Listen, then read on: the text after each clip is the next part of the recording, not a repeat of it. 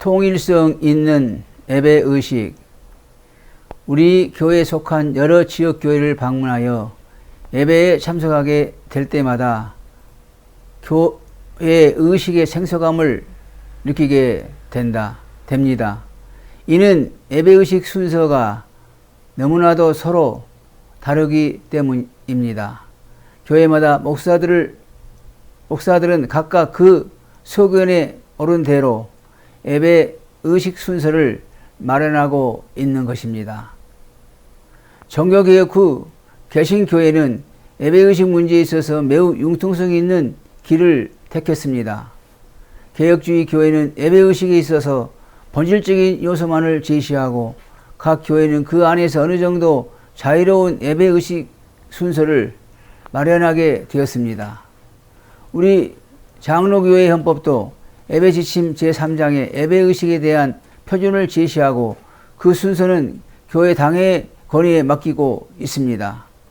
예배 모범은 예배 순서 각 항목의 뜻을 밝히고 그 시행 방법을 설명해 주고 있습니다.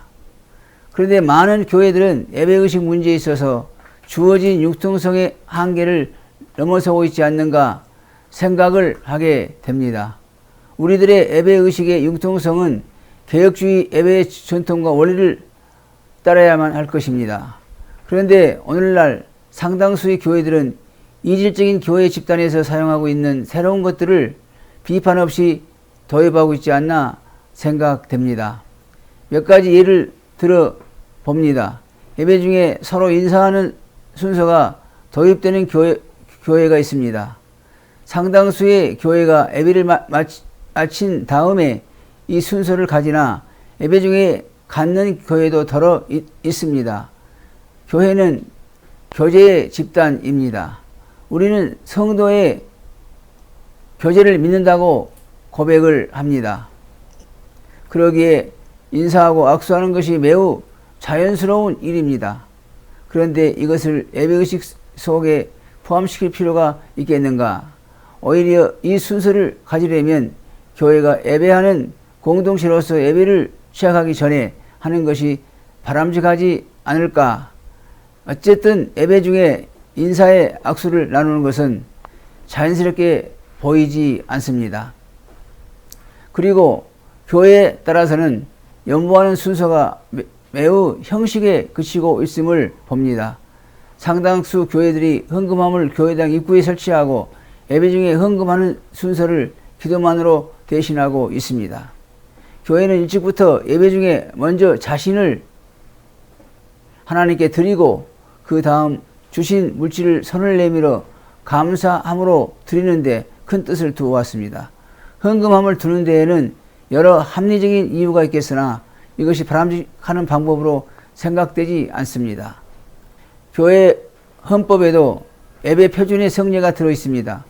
구약시대의 교회의 영안은 8일 만에 할례를 받음으로 하나님의 언약의 자녀로서 인침을 받게 되었습니다. 신약의 세례는 구약시대의 할례의 대신입니다. 그렇다면 하나님의 언약의 자녀로서의 인을 치고 기도하는 것이 얼마나 성경적일까? 이것이 또한 하나님의 말씀을 순종하는 길이기도 합니다. 오늘의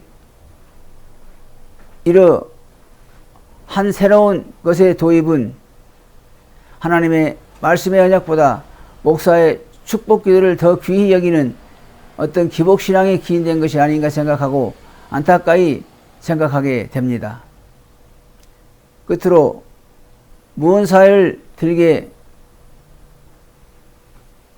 됩니다. 많은 교회들이 소위 무언사회를 해오고 있습니다. 이를 위한 가장 큰 이유가 시간을 아끼는 일이라고 합니다. 누구 장로님의 기도 드리겠습니다. 찬송가 몇 장을 부르겠습니다. 이 말들이 그렇게 많은 시간을 소요한단 말입니까? 시간을 아끼기 위해 무언사회를 하는 교회가 감사헌금, 11조 헌금 등을 하는 성도들의 이름을 알리는 데에는 상당히 시간을 들이는 일을 봅니다. 또 주보에 이미 있는 광고를 반복하는 데 상당한 시간을 들이고 있습니다. 오늘날 우리는 자동기 로봇 시대에 살고 있습니다. 그러기에 사람은 기계처럼 돌아가는 일이 허다합니다. 예배는 하나님과 교제하는 기회요, 한몸된 성도들이 서로 교제의 체험을 즐기는 시간입니다. 예배가 기계적으로 진행되지 않고 좀 더 자연스럽게 스러워지기를 바랍니다.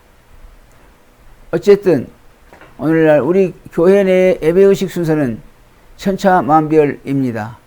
이것은 개혁주의적 성향을 드러내고 있는 것이 아닌가도 생각되어 염려됩니다. 우리가 같은 신앙 고백, 같은 신앙을 가지고 생활하고 있다면 교회 예배 생활에 있어서도 어느 정도 통일성이 나타나야 할 것입니다. 한 교파 안에서 어느 지역 교회에 참석하든 한 집안임을 느끼며 일치감을 가질 수 있어야 합니다. 이를 위해서는 예배의식에 있어서 어느 정도 통일이 있어야 하겠습니다. 개혁교회는 약간 다른 두 가지 표준 예배 순서를 제시하고 각 당의 선택에 따라 이 가운데 하나를 사용하고 있습니다. 그러기에 어느 나라 어느 지역 교회 예배에 참석해도 생소감을 느끼지 않게 되고 친밀감을 갖게 됩니다. 우리 교회도 이 예배의식 문제에 대한 신학적인 재조명이 있고 예배의식 순서에 있어서도 표준이 마련되었으면 합니다. 그럴 때 전국 어느 지역 교회에 가서 예배를 드려도 한 교회에 속했다는 친근감을 느끼고 예배에 참여할 수 있을 것입니다. 들어주셔서 감사합니다.